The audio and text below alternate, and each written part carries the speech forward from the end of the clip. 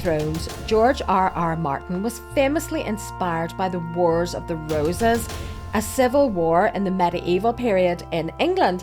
And in House of the Dragon, there are other sort of little reflections on the medieval period in England, as we're about to find out.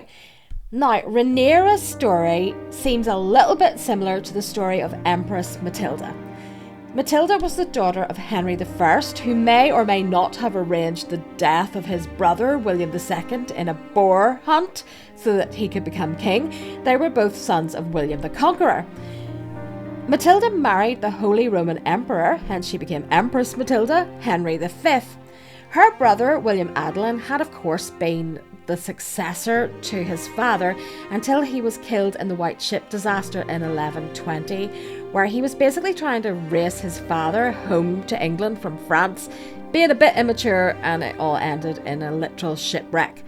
When Matilda's husband died, her father married her to Geoffrey of Anjou, and he liked to wear a bloom flower, don't know why, but he did, known as a Plantagenista.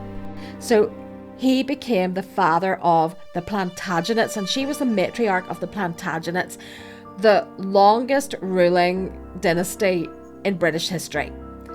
Henry I named her as his heir, which was considered pretty unusual because she was a woman, but she was his only legitimate child, and he made his court swear loyalty to her, quite similar to Viserys and Rhaenyra in House of the Dragon, of course.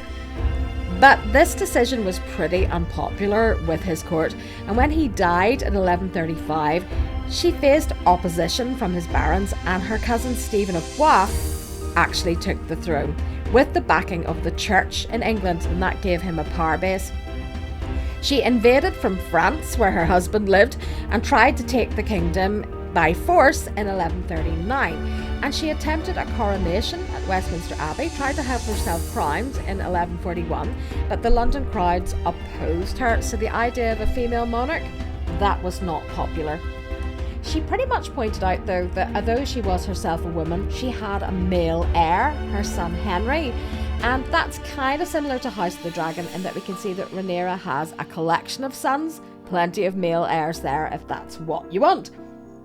When Stephen's wife and son died, he actually named her son Henry as his heir, and he became the very powerful Henry II, who ruled over England and also vast swathes of mainland Europe.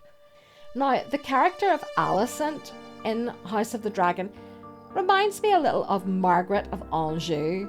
So Margaret of Anjou was married to Henry VI, who was the son of Henry V, as in, once more onto the breach, that Henry V of Agincourt fame, but he wasn't really the warrior and efficient leader that his father had been. He actually suffered from poor mental health throughout his life, and Margaret ruled in his place, which is pretty much what happened when Viserys took ill and Alicent stood in his place. So she became a stalwart Lancastrian at the start of what became known as the Wars of the Roses, or the Cousins' War, two factions of the Plantagenet family battling for the throne. And it was actually Margaret who excluded Richard of York from the succession, which kicked off the whole thing. Her only son, Edward of Westminster, died fighting against Edward IV as he would become in the Battle of Tewkesbury in 1471, and he was only 17 at the time. She was then taken prisoner after the battle, but she was rescued by her cousin, Louis XI of France, and she spent the rest of her life in France.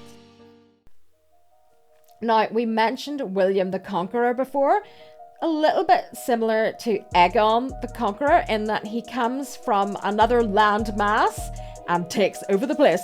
Now, William was known as William the Bastard in his homeland because, his parents weren't married.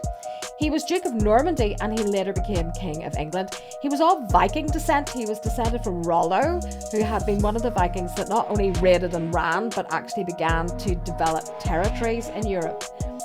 He defeated Harold Godwinson at the Battle of Hastings, of course, in 1066, and that began the start of what was called the Norman Conquest, where they built castles, they put down revolts, and they basically took over the place.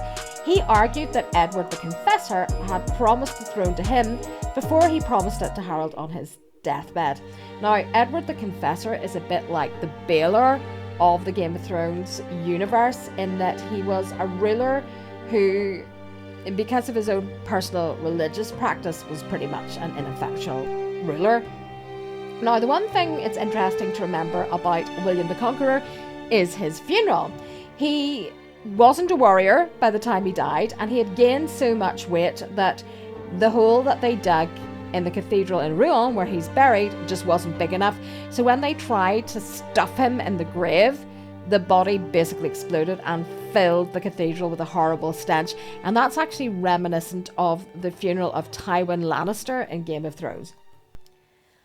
Now, speaking of Vikings, the whole idea of dragon fire, suddenly this dragon descends and people are terrified. That's what people felt about Viking raids. They appeared out of nowhere, they caused carnage, and people were absolutely terrified of them. Vikings raids began in the 790s. The Viking Age is basically from the 790s until the late 11th century. And at first they attacked Christian areas of England because monasteries were pretty wealthy. There was a lot to steal there. But then they moved on to the rest of Europe, especially Belarus, Russia and Ukraine. They used warships to raid coastal towns and monasteries because then they could just take the loot, burn the town or monastery, jump back into their ships and go. They quite often set fire to the places that they raided. And you know the phrase painting the town red? That actually comes from Viking raids, where they would paint buildings with the blood of those they had killed. And obviously this caused absolute terror. In fact, some monks thought them a punishment from God, so fearsome were they. There is, however, a lack of reliable historical sources about Viking raids. And obviously the people who were raided didn't think too highly of the Vikings and weren't going to say that they were kindly or anything. They initially raided and ran, just jumped back on their ships and left. But again, after a while, they did actually start establishing territories. In their first raid in England in 793, they basically docked 3 ships in Lindisfarne, where there was a large abbey. So the abbey's reeve, a guy called Beodahird, well, he pretty much assumed that they were tourists who had got lost. So he went out to give them directions and they killed him.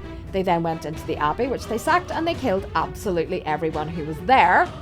And that was only the beginning of things. So as you can imagine, absolutely terrifying. The same level of fear as dragon fire. Sibling rivalry. We've recently seen Aemond aim his dragon at Aegon. But sibling rivalry and sort of relatives falling out and killing each other over the throne, that happened throughout history. Some examples would be William II and Henry I, as we talked about earlier. William the Conqueror didn't always have a great relationship with his eldest son, Robert Curthose, or Short Trousers as we would call it. He was actually succeeded by his son William II, who one day went out on a hunt and was killed by a boar. Accident? Possibly. Henry I trying to take the throne from him? Also possible. There is, of course, the famous story of Richard III, the younger brother of Edward IV, who, whenever his brother died, his young nephew, aged only 12, is made king and he is made regent.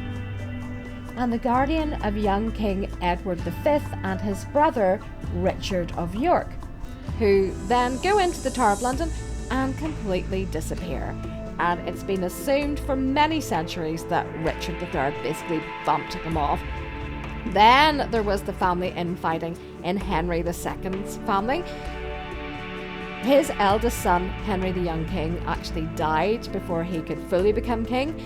Richard, his second eldest son, became Richard I, Richard the Lionheart. King John, also, who was probably one of the worst kings in British history. He gave us Magna Carta because the barons really didn't want him to have too much power. Both sons of Henry II, but they kept rebelling against their father. A lot of family infighting there.